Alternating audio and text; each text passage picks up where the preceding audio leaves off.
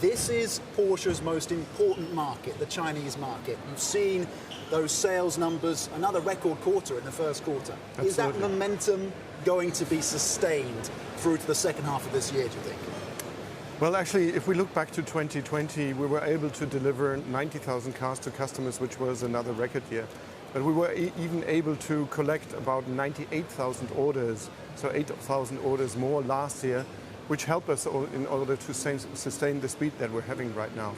Already in the first quarter, again, we saw that the demand of Chinese customers for Porsche is higher than the supply that we are actually having. So I'm looking very confidently into the results of 2021. Can I push you a little bit on your forecast for deliveries for 2021? Can you give us a ballpark figure of what the target is at this stage? Well, it's very, very difficult to say at this moment in time, not only because the demand is quite high, but also we all know that the pandemic outside of China is still going on, and we don't know how through the course of the year this will impact our business.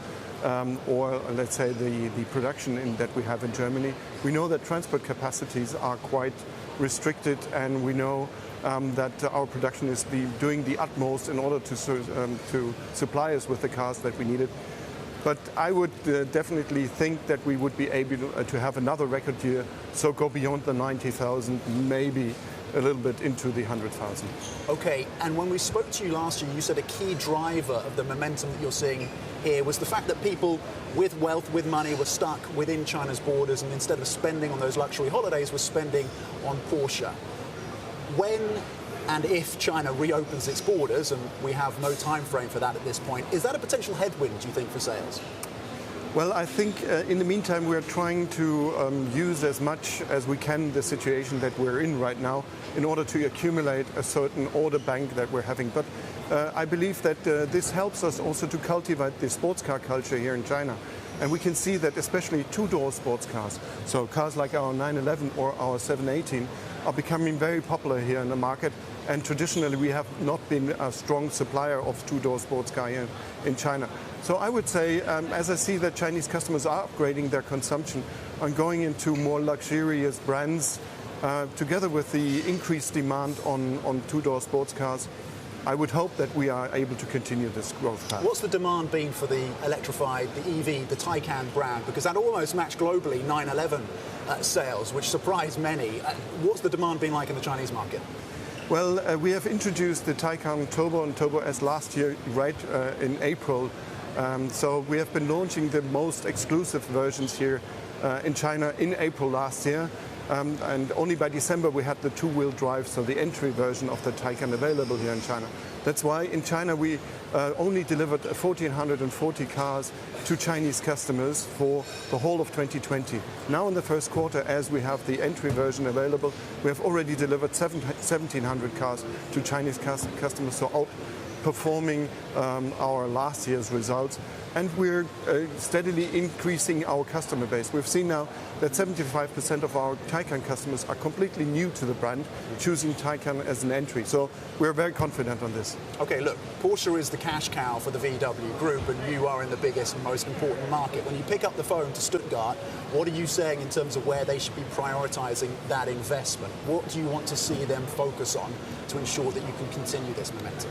Well, first of all, I must say that everybody within Porsche and the group is appreciating the performance that the Chinese market is delivering to our brand. So, and we see our job in helping Porsche to continue the growth path.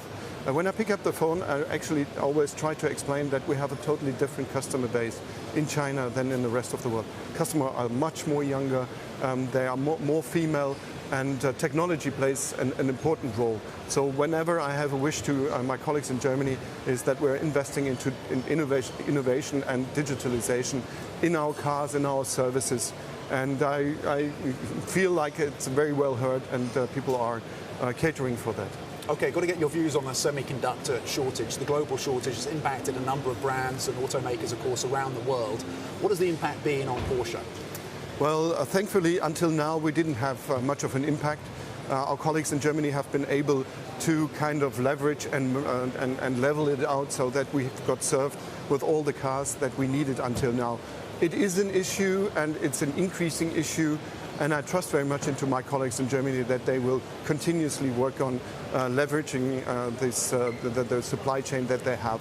And we are not a volume manufacturer, so maybe it's a little bit easier for us to adjust for semiconductors. Can you give us some details? What are the specifics in terms of measures that are being put in place to mitigate the impact of this? Well, we're working obviously in the ambience of the whole Volkswagen Group. And the Volkswagen Group is then trying to level between the different brands and the different factories the supply of semiconductors. And again, as we don't have a high volume, but a quite exclusive volume, it's easier to satisfy the demand that we are having. It's difficult not to talk about China without talking about geopolitics, and we had the European Union putting sanctions in place on China a few weeks ago. Porsche as a brand has not been impacted by this in terms of any boycotts that we've seen. We have seen foreign brands, European brands boycotted. Longer term, how concerned are you that your brand, any other European brand, could be the victim of these kind of boycotts? Are there measures that you can put in place to ensure that you kind of mitigate the impacts of this? Well, first of all, I think we are a company who is trying to fulfill dreams of customers, and these dreams are quite universal dreams. And we want to concentrate on this and not being drawn too much in politics. This is a different playing level. And for Porsche, as we produce only in Germany and import the cars into China, we don't want to be interfered into this.